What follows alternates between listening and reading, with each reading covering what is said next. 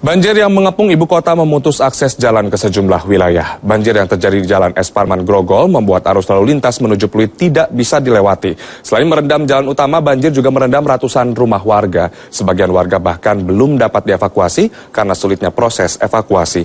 Pemirsa, laporan lengkapnya akan langsung disampaikan oleh Lolo Siregar dari kawasan Es Parman Grogol, Jakarta. Lolo, silakan dengan laporan Anda. Ya baik, terima kasih Taufik. Pemirsa, dari pantauan kami di Jalan Es Parman, tepatnya di depan Universitas Trisakti Jakarta Barat, air masih menggenang hingga ketinggian 60 cm sampai 1,5 meter. Kondisi ini sudah berlangsung selama 3 hari, tepatnya sejak ibu kota Jakarta diguyur hujan deras tanpa henti. Banjir ini merupakan luapan air dari banjir Kanal Barat yang jebol siang tadi, serta gundukan sampah rumah tangga warga sekitarnya. Dan hingga saat ini warga di sekitar 10 kelurahan dari Kelurahan Palmerah dan Grogol masih dalam proses menanti giliran untuk dievakuasi dari tim gabungan, tim Kodim 03 Grogol Petamburan, tim SAR, serta petugas dari Wali Kota Jakarta Barat.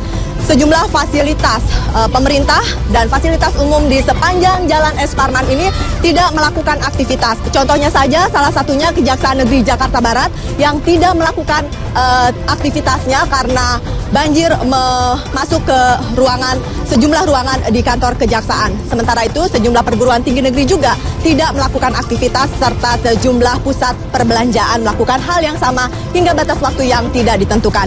Dan saat ini saya sudah bersama seorang mahasiswi yang baru saja mengevakuasi dirinya secara pribadi karena belum mendapatkan bantuan dari tim SAR.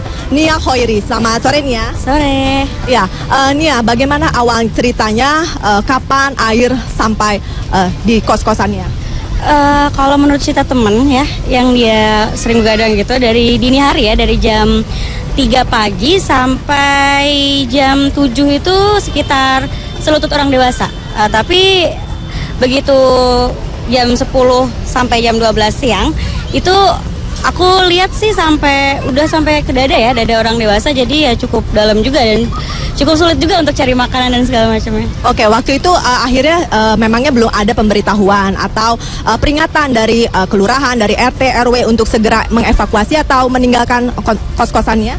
Kalau untuk pemberitahuan dari RT, RW setempat itu nggak ada ya, maksudnya kalau saya pribadi sih nggak tahu yang lainnya, cuman kalau pemberitahuan dari keluarga, mungkin televisi, itu emang ada waspada ya untuk banjir di daerah sekitar Grogol gitu. Tapi kalau untuk Pak RT sendiri sih nggak ada ya. Terus akhirnya bagaimana ceritanya Nia? Jalan dari ujung sana ke sini sendiri bagaimana? Awalnya sih nggak sendiri sih, sama teman berdua. Itu awalnya sih nekat ya, karena ada beberapa broadcast message yang memberikan nomor tim SAR ya. Tapi begitu dihubungin sibuk itu nggak sejam 2 jam aku coba sampai sore.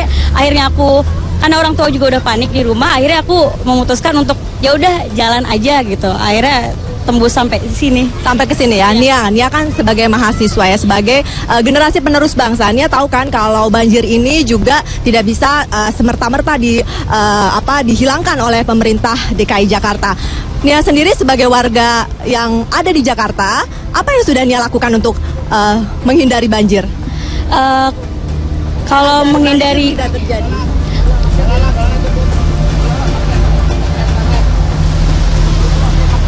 Ya, pemirsa, beberapa waktu lalu pemirsa, Anda bisa menyaksikan seperti inilah kondisi Jalan Raya Es Parman.